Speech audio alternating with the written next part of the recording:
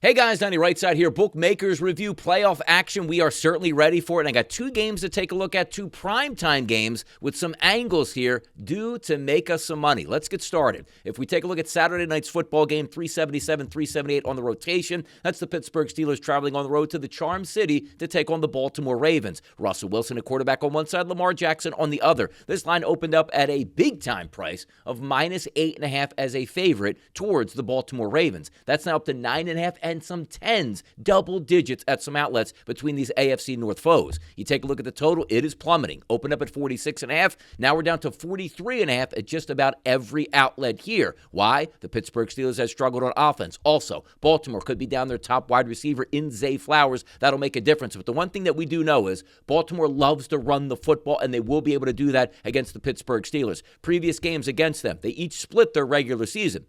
But the one thing we know is you were averaging close to 6 yards per carry in both of those games for the Baltimore Ravens. That's the recipe for success. Lamar Jackson on the ground, Derrick Henry on the ground, mixing in those two tight ends, and also getting some clutch play at the wide receiver. So the angle in this football game is, should Baltimore win? Yes, they're a better team, and they're at home over the Pittsburgh Steelers. But the pathway to victory for me will be on the ground, not in the air. So we're going to take Lamar Jackson under 217.5 passing yards in this ball game. The previous two games they played, 207 and 207 for Lamar Jackson. Identical numbers staying under there. This is a rock'em sock'em robot game between two teams that know each other. The ground game is going to be key, and I expect Lamar Jackson to make plays when needed with his legs and in the air, just not enough to get around that 220 price. So we'll go under on him. Game number two, 383, 384. Another primetime game, 8 o'clock. This one on Sunday Night Football. The Washington Commanders going to take on the Tampa Bay Buccaneers. It's Jaden Daniels, and it's Baker Mayfield. The opening line, -3 towards the home team Buccaneers. You know that line sits today, still at -3. The total opened up at 50.5, still sits at 50.5 at most outlets here. Good weather expected in Tampa Bay.